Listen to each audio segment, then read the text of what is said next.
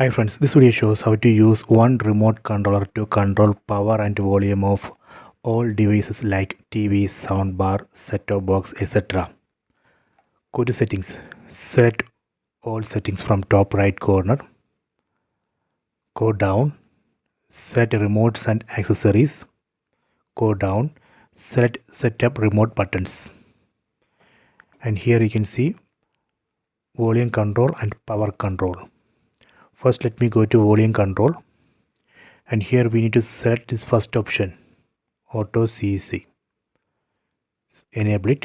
After that we would be able to control volume of devices like TV, soundbar and other speakers using one remote controller. So we can use remote controller of Google TV streamer, but here we need to connect all these devices using HDMI cable. That is must.